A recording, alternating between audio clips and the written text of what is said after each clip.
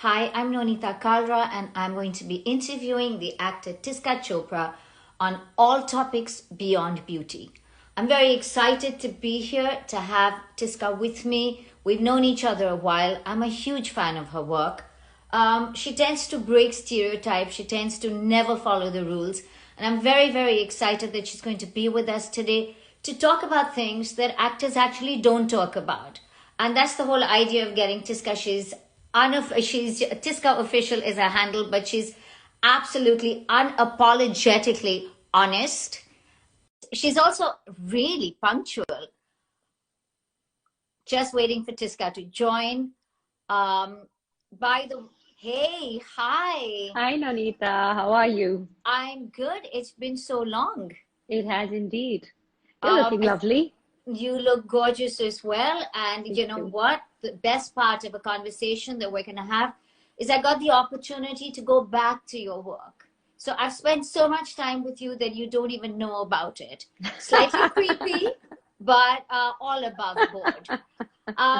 When I asked your team to send me an introduction, they sent me this long list of accomplishments. And what I took away from it is going to be my brief introduction. Basically, you refuse to follow the rules. That's what I figured.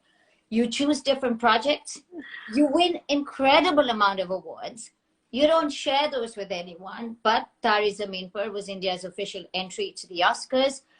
You were nominated for the Best Actress for 10 ML Love at the New York Indian Film Festival. Kissa premiered in Toronto and was featured in over 20 festivals. You starred in the Indian version of 24, and your short films, Chutney and Rubaru, have they broken all records of being the most viewed short films? Is that true? Are you going to own up to your accomplishments or are you not? Thank you so much for that extremely wonderful introduction, Nonita. I've been fortunate. I've got good work and I've got to meet good people and I've got to tell stories. And that is the overriding reason for doing everything that I do. I love stories, every kind of story. There's a story in everything. We are all stories. We're the stories that we tell ourselves.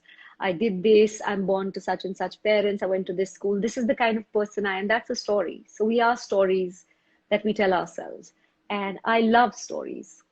And So yet, what you've done right now, which I find really interesting, and you are a storyteller and you told them in the long format, is that you've walked in and decided you want to work with micro content. Okay.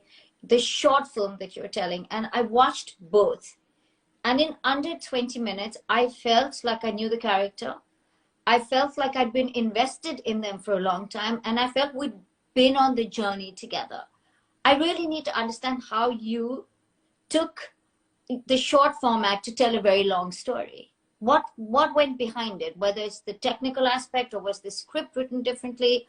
Um, because I literally went back and rewatched it and checked the time, and I said, how did that just happen? um, so Chutney was the first time that I wrote and produced something and acted in it as well. It was just a story that had gripped me. It had gotten into my innards, and there was no way that I could pull it out of me. It was stuck to me.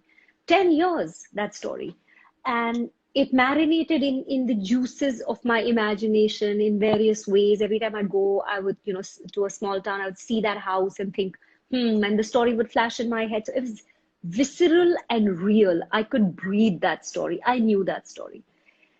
Um, Up until that point, I think everyone was considering short films as a small, like a let's do it for fun, let's do a short story. But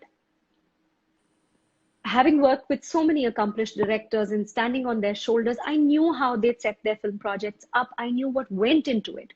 So I shot it like a feature film. So we used drones, we went to Delhi, we shot in Chandni Chowk, we had locations, we had fabulous actors, Rasika Duggal and Adil Hussain, we had Jay Oza to do the camera, we had a wonderful editor, Monisha Baldawa. So we had film people who work on features. It was just a small feature film. So uh, There was also you in Chutney, not looking like yourself at all. I went back and watched it and went, Wait a minute. But Nonita, you meet so many beautiful men and women as part of your job, and you know that our business tends to be myopic in that we're obsessed with youth and beauty, where we worship at those two altars. And for me, I think there's so much more to a person than just youth and beauty. Uh, and beauty not in the way that we process it, that over filtered, over curated, over manufactured beauty. Here was this woman, Vanita, who's in Chutney, the protagonist. She looks like the backside of a bus in the monsoons. She's Actually, I thought she was quite beautiful. She just did didn't you? look. I thought she was very stunning. I thought she was very stunning, and I liked that she was actually the power center. Yeah, yeah, yeah. That she was. That she was. So let me relook at it. So she wasn't externally beautiful. No, she So was not. so she didn't have also her manner of speaking didn't fit into the society that she lives in. Her husband is a philandering F, and so on and so forth. So what's she going to do? She doesn't even have a child to give her social standing. She doesn't have someone who's going to say, "Arey iska bachcha hai," or "beta hai," or whatever. Nothing. So she looks.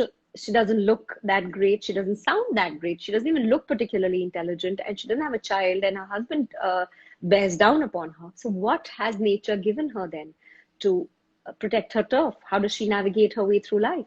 And that was the central question that I wanted to ask. When you're not young, you're not beautiful, then what?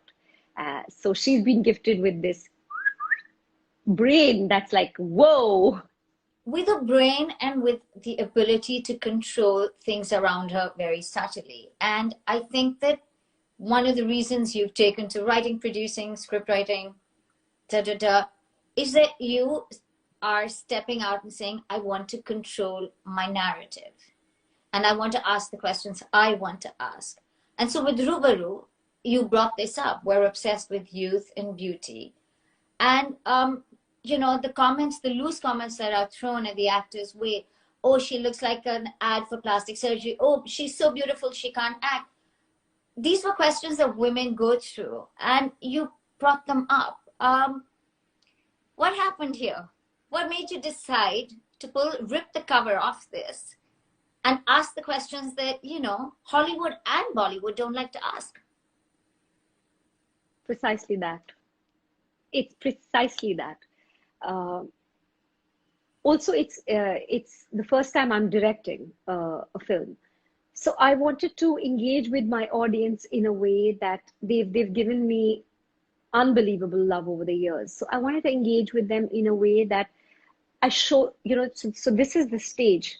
I wanted to sort of do this and say, let's swivel it around and show you what actually happens behind the scenes and how an actor's life could be. Obviously it's a story, so it's not truth per se, but it has echoes of what a little bit from here, a little from there. So it gives you a sense of what might actually be happening in a performer's life. And I've done so much of theater that I know this for a fact that I feel like running away like a minute before the show. I'm like, it's demonic what you put yourself through. You expose yourself, and that's not easy as a theater actor because it's 90 minutes and you're on. What if you fall? What if you stumble? What if you forget your line? What if you choke? What happens? There's sometimes 2,000 people. And do you know that the fear of public speaking is the number one fear in the world? It's more than the fear of death. And do you have that? Not if I have to go up on stage and speak, but sometimes when you're performing on stage and doing a piece, a play, then yes, I have it, very much have it. And like I said, I want to run away just till 2 minutes before the play. And when the speaker in the green room crackles to life and you hear that the audience has filtered into the theater, that's when it becomes a bond that you can't break. Now they're here. Now you've got to perform. And that's when you steel yourself, you gird your loins and you say, okay, I'm going to go on. But that's the sort of, and you're the face, right? So it's a different life to what, say, for example, so we keep talking about the show must go on, the show must go on. If it's a cameraman, or if it's a production designer, or anybody else, it's not your face. If you're howling, you can howl. And you can come wipe your face and go back to your camera. You can go back to writing. You can go back to, but as an actor, your heart could be breaking, but you have to do a love scene. And then, so the show must go on takes on an entirely different connotation when it comes to an actor. And that was something which I felt I wanted to sort of share with the audience via Rubaru. No, you communicated that rawness. I promise I thought I knew the end, and of course it wasn't the end that I thought I knew. Then someone asks you, how do you do it? And you said they call it acting. You know, it was really sort of very brilliant. But what I do want to ask, and these are two separate questions. One is, how hard was it wearing a multitasking hat? Because there is a myth that women can multitask, but I read that there were times after a take you'd chill out and go like, oh, this is an easy pace. And you'd be like, oh shit, no, I'm the director. I need to call the next shot, right? How hard is it to multitask? Because that was a lot of work. You did it all. When I was reading the credits, I thought, you've lost the plot. I mean, talk about setting the bar really high for yourself. So I'd already produced and I'd already written. So the writing work is done ahead of time. So it's not as if you're multitasking in that moment. You've written it and that writing is done. The acting and the directing was particularly tough. I have to say that, because an actor's job is to go inward and to sort of explore and plumb the depths of your emotional preparation for the character. The dreams of the character should be your dreams. That's the goal. But as a director, it's observational. So it's from the outside. So because you're looking and you're seeing, did this work? Will this work? Will this work in the edit? How will it look with music? So your mind is working in all sorts of directions. And you're directing other people who are performing in the scene with you. So they get self-conscious when you're the director, because they look, you leave your character and you start looking at them as the director. So it is kind of inside, outside, inside, outside. That was tough. That was tough. And as you mentioned, there was a particularly tough scene that I was performing in Rubaru, and that went well. And I sort of forgot, and I went into actor mode, and I sort of sat back in my chair, and I was like, that was not bad. Could I have done something more? And I suddenly thought to myself, these guys are really slow. Isn't this short film that aren't they supposed to be moving on? And what are they waiting for? And then they were all kind of, shuffling around, and it was like 10 or 15 minutes, and I was like, oh my God, I'm supposed to tell them what's going to happen next. So I said, oh, okay. And I pretended like I was just taking a break. But I just went into actor mode. I'd been acting for so long that I forgot that I was the director briefly there. So are you going to do this again? I mean, is that the plan? Because, when I was speaking to your team, I said that I want to talk to Tiska today because I know you've done all of this work in the past. But is this the plan? Write, direct, tell your own stories? I sense that you are a complete, in complete control mode right now. I don't like to use the word control freak because that implies it's not normal. I actually think it's almost normal to want to control your future. It is, particularly when the control isn't given away so easily. No, it's not that it's not given, but it's that the assumption of control is, it's assumed that our male counterparts will naturally assume control. For women, it seems to be like something that I have to assume it. Men just have it. So for me, to answer your question, I think I'm enjoying the fact that I can tell the stories that I want to tell. I'm not particularly interested in control. I'm interested in controlling the narrative of the story. And as I'm working with more and more people, I'm finding that more people are coming my way who are bigger collaborators. And they're very interested in knowing what you might think or what you might want to do with that story and how you might want to do it, which is very encouraging. It wasn't like that. Of course, I was much younger and a bit of a nut as a young actor. But as one gets older, one gets to meet more collaborative people. I would like to write very much because I enjoy it. I love it. Sparring with my writing partner is one of the joys of my life. Like, I jump out of bed and I want to engage in that story and write it. That's great fun for me, particularly screenplay. I not direction, of course, because I think that once you've written it, then you want to be able to tell it in a particular way. You know, no control behavior here. Of course not. I want to write it. I want to act it. No, totally missed that. Don't worry. No, but seriously, can I ask you, why is it so hard for women? Young women, if you're lovely looking, you're stereotyped. As you get older, you become invisible. And it's the same for everybody. You know, Meryl Streep, Nicole Kidman, Reese Witherspoon, Jennifer Aniston have all complained about it. So I'm not saying it's better in the West and worse in India.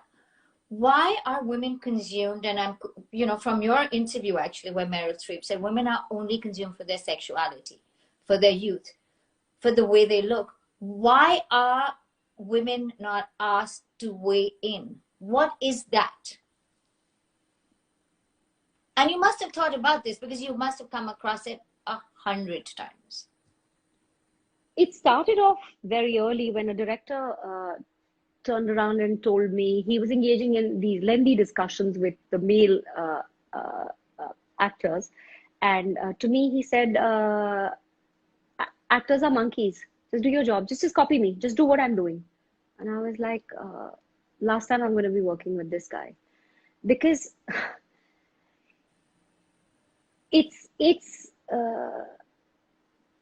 I think it's the way,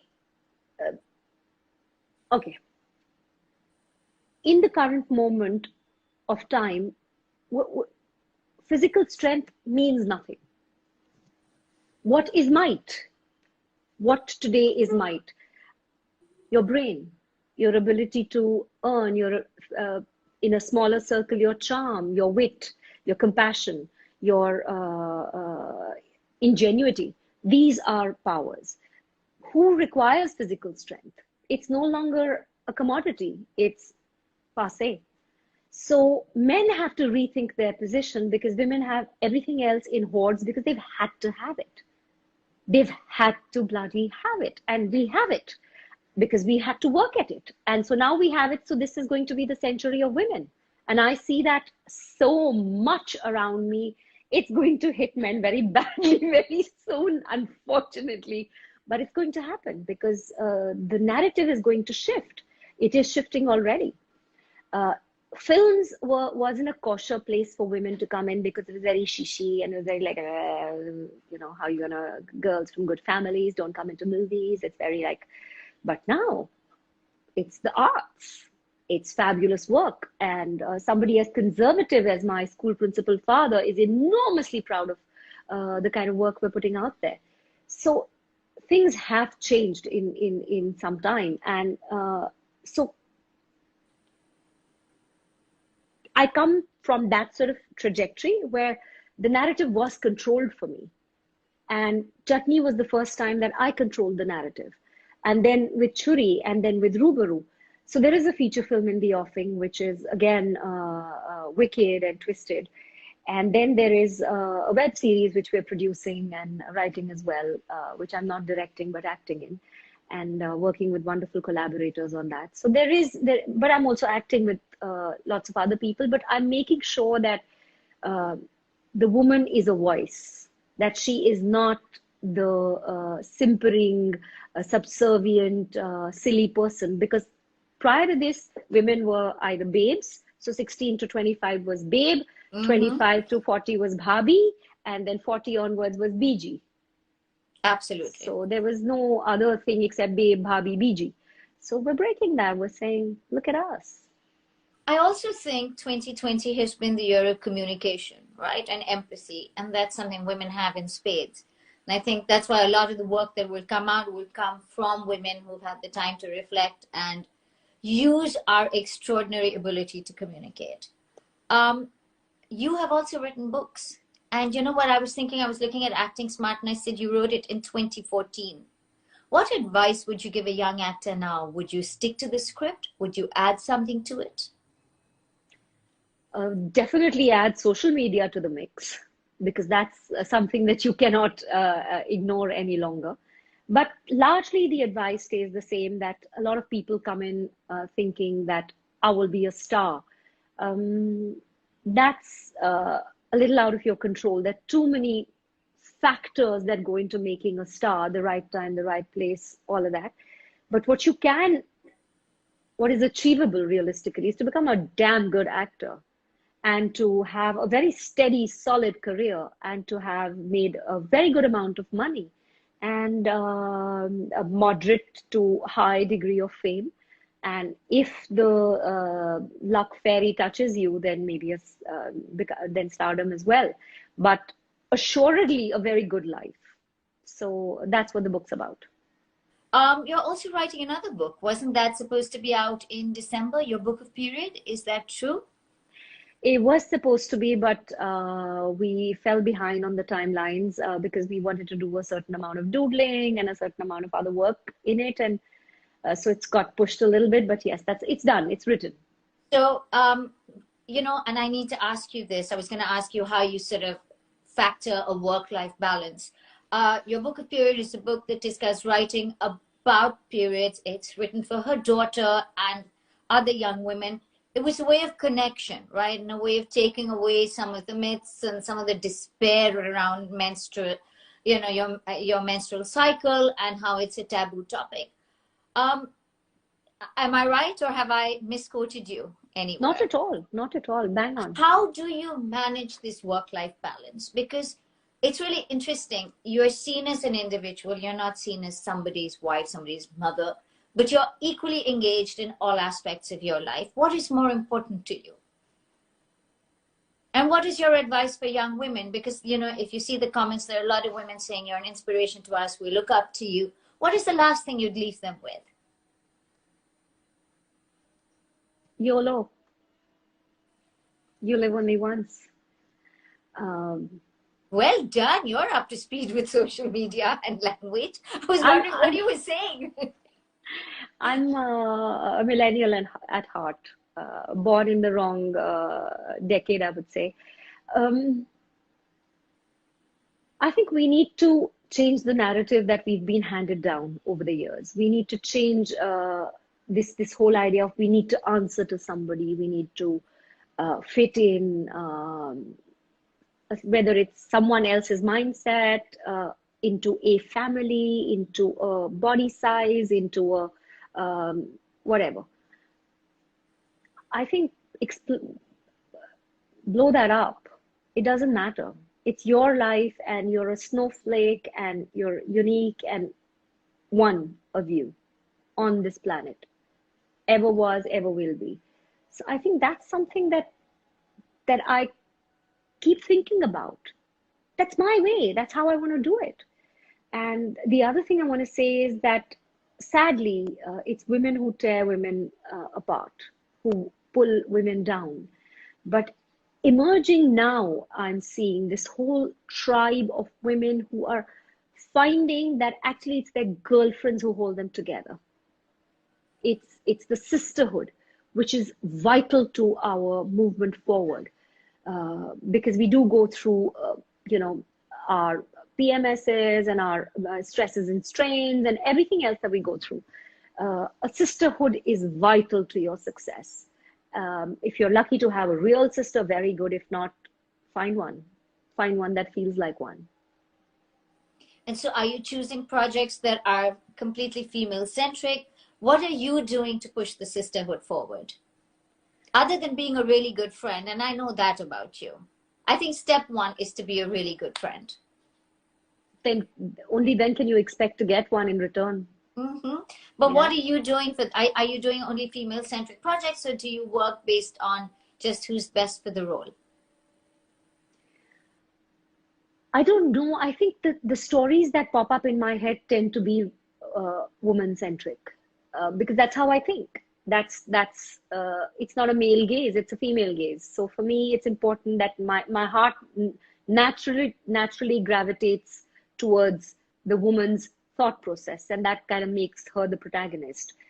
I work with very many women in my company, and wherever I can collaborate. I've got nothing against men, I love them equally.